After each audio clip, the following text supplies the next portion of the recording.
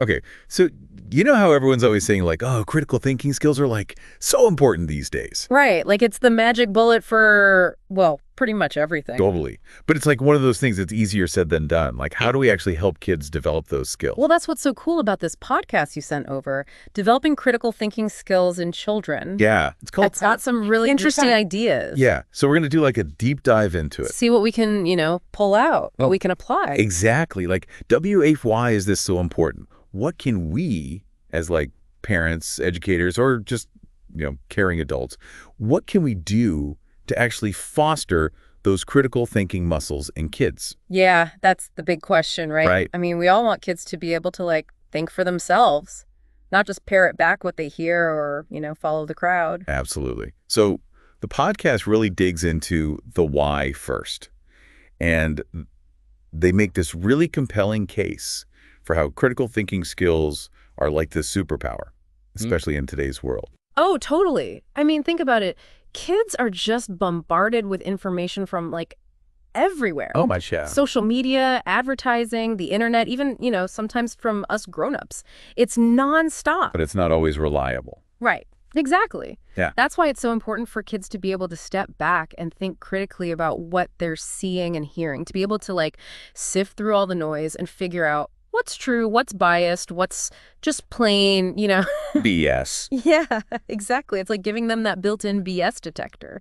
Which, let's face it, we could all use a little bit more of. Totally. But beyond just filtering information, the podcast also talks about how critical thinking can help kids become better problem solvers. Oh, absolutely. It's not just about, like, finding the right answer. It's about being able to think creatively and come up with, multiple solutions. Right, thinking outside the box. Yeah, and not being afraid to, like, try different things. That's so important. I feel like as adults, we can get stuck in our ways. But kids, they're naturally more open to exploring different options. Right, totally. And the more we can encourage that, the better. Like, imagine your kid is working on a Lego project, right? And it keeps falling apart. Been there. Instead of just jumping in and fixing it for them, you could ask, okay, what do you think is making it unstable? How could you make it stronger? Oh, that's so much better than just giving them the answer. Right. They actually get to, like, think through the problem and come up with their own solution. And that builds confidence too, right? Oh, definitely. They start to see themselves as capable problem solvers. The podcast also mentions this thing called think alouds. Have you ever heard of this? Oh, yeah. That's where you basically, like, talk through your thought process out loud. Right, so they can see how you're thinking. Like, Yeah. if you're trying to decide which route to take to the park, you might say something like, Okay, well, if we go this way, it might be faster, but there's usually more traffic.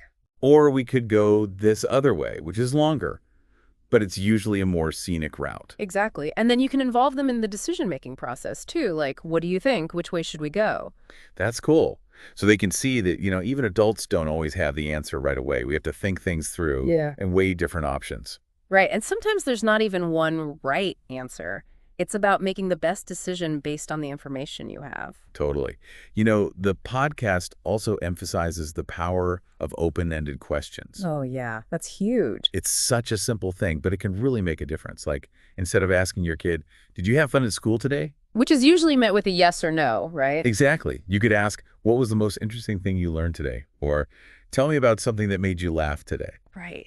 Those kinds of questions really encourage them to think back on their day and, like, reflect on their experiences. And to express themselves more fully, too. Absolutely. It also helps them practice those critical thinking skills without even realizing it. The podcast even talks about how you can introduce kids to, like, Socratic questioning, which sounds kind of intense, but... Right. But it can be really engaging if you do it in an age-appropriate way. Yeah, like instead of giving them the answer, you guide them with questions. Right. Like, why do you think the character in the story made that choice? Or what evidence from the book supports your idea? That's so cool. It really encourages them to dig deeper and to think for themselves. Totally. And it shows them that their opinions and ideas are valued. So it's like we're giving them the tools to be curious, analytical, and confident in their own thinking. Exactly. Which are such important skills for navigating, well, pretty much everything in life. Right. Like, it's not just about acing tests in school. It's about being able to make thoughtful decisions, solve problems effectively, and engage with the world in a meaningful way. And to be, lifelong learners, people who are constantly asking questions, seeking new information, and challenging their own assumptions. And I think that's a great place to wrap up. Critical thinking skills are like this superpower that we can help kids develop. It's not always easy, but it's so worth it. Totally. It's an investment in their future. And here's something for all of you listening to ponder.